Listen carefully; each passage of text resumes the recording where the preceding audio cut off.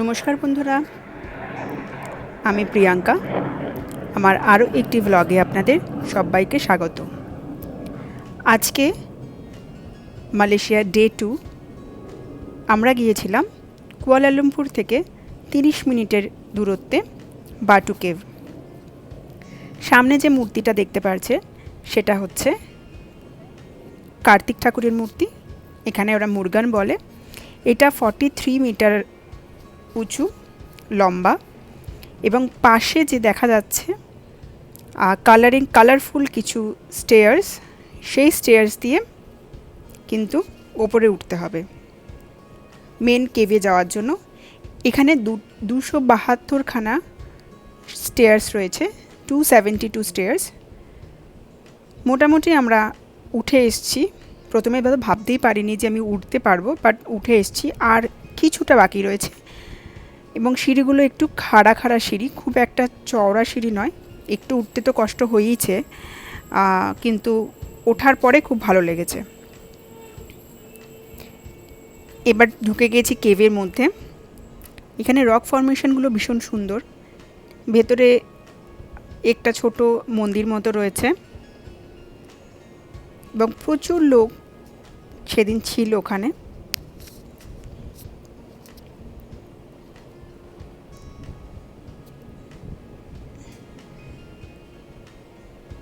এটা হচ্ছে মেন ঢোকার জায়গাটা, মেন গেটটা। এরপরে মাঝখানে আরও কিছুটা স্টেয়ার্স নেমে আর একটা কেভ। তারপরে এখানে আরও কিছুটা স্টেয়ার্স ওপরে উঠতে হয়েছে থার্ড কেভে যাওয়ার জন্য। এখানে মন্দিরটা বন্ধ হয়ে গিয়েছিল, তখন মনে হয় 12:30টার বেশি বাজেছিল, বাট দেখতে কিন্তু ভীষণ সুন্দর লাগছিল। আর ওপর থেকে সূর্যের আলোটা ভেতরে আসছিল, একটা পুরো খুব ভালো একটা ফিলিংস কাজ করছিল সেই সময়। যে এতটা সিঁড়ি ওপরে উঠে আসলাম দেখার জন্য, সেটা মনে হলো সার্থক। এখানে কিছু পুজো হচ্ছিল।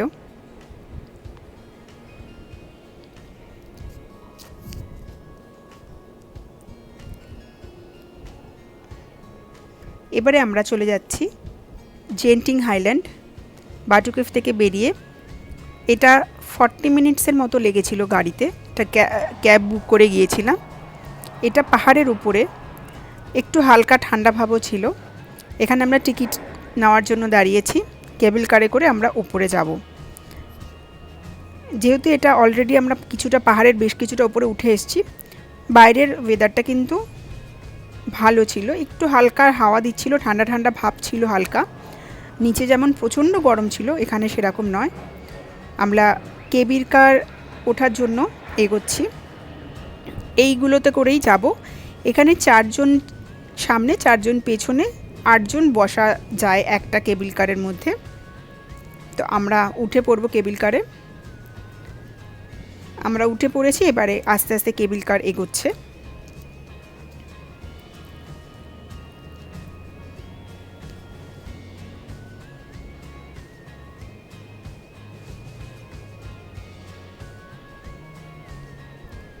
আমরা আস্তে আস্তে ওপরের দিকে উঠছি। এটা 15 মিনিটসের মতো সময় লেগেছে ওপরে যেতে। চারদিকে কিন্তু নিচে কিন্তু পুরো পাহাড়। আস্তে আস্তে আমরা ওপরের দিকে উঠছি।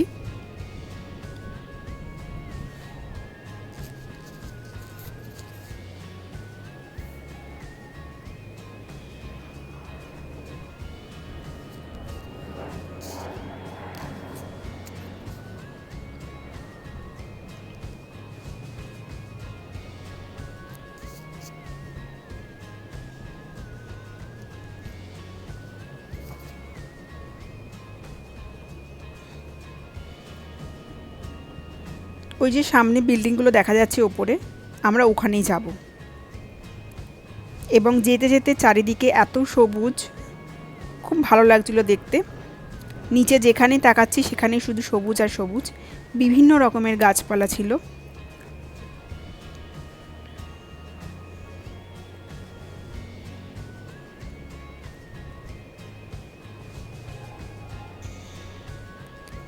এবং আমরা আস্তে আস্তে পাহাড়ের ওপরে কিন্তু একটু একটু মেঘও দেখতে পাচ্ছি, হয়তো ক্যামেরায় সেটা আসেনি, কিন্তু একটু একটু মেঘও দেখা যাচ্ছে।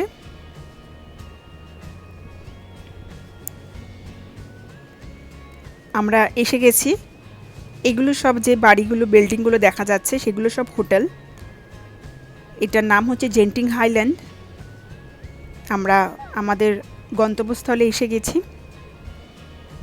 এখানে বিশেষ কিছুই নেই, ক্যাসিনো রয়েছে আর কিছু থিম পার্ক রয়েছে, সেগুলো সব কটা ভিডিও আমি তুলতে পারিনি, মোবাইলে একটু ব্যাটারি সমস্যার জন্য।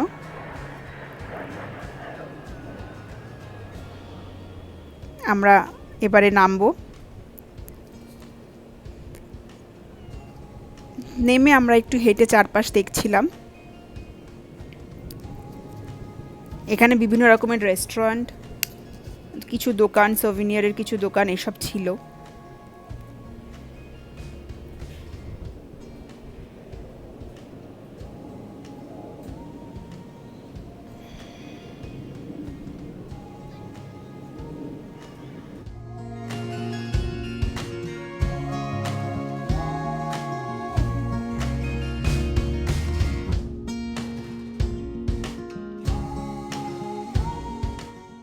রমজান মাস চলছিল, তো যে হোটেলটার নিচে আমরা ঘুরছিলাম সেখানে কিছু ডেকোরেশন চলছিল।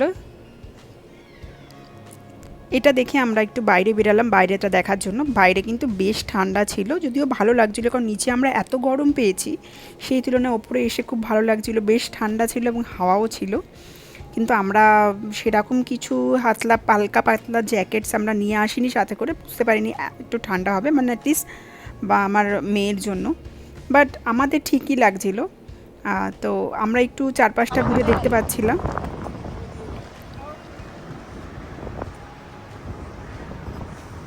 চারপাশে যে কালারফুল, এগুলো সব কিন্তু হোটেল বিল্ডিংস। তো আমরা পার্কিং লটের ওপর দিয়ে হেঁটে যাচ্ছিলাম।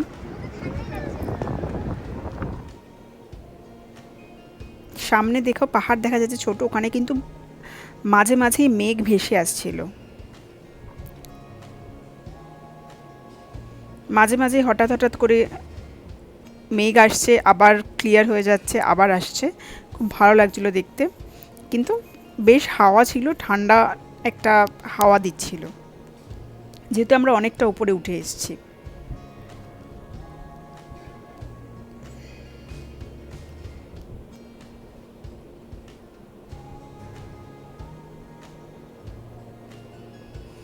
তো আমার মেয়েকে আমার শাশুড়ি মা ওড়নাটাকে পেঁচিয়ে দিয়েছে, ওর ঠান্ডা লাগছিল তাই।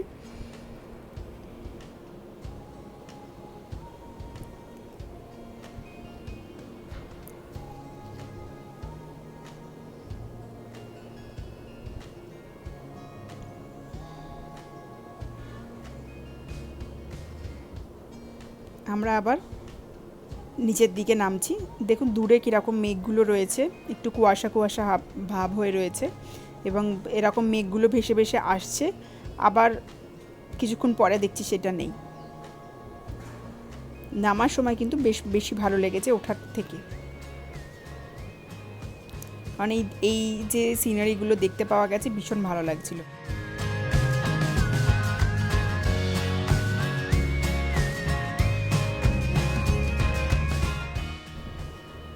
তো আমরা এখান থেকে এবারে যাব মেন শহরে কুয়ালালামপুরে। সেখানে কিছু স্ট্রিটে ঘুরে আমরা দেখব। এই জায়গাটা ভীষণ সুন্দর লেগেছে দেখতে। আমরা এখানে কিছু হেঁটে ঘুরে দেখছিলাম, যেহেতু রমজান মাস চলছে। এখানেও স্ট্রিট ফুডের অনেক দোকান বসেছিল, অনেক কিছু খাওয়ার দোকান বসেছিল, সেগুলো আমরা ঘুরে দেখলাম।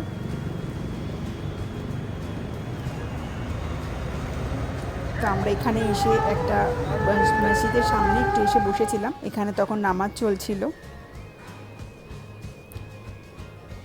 তো আমি কিছু ছবি অ্যাড করলাম আপনাদের জন্য, যদি ভালো লেগে থাকে তাহলে আপনারা কিন্তু লাইক, শেয়ার অ্যান্ড সাবস্ক্রাইব করতে কিন্তু ভুলবেন না।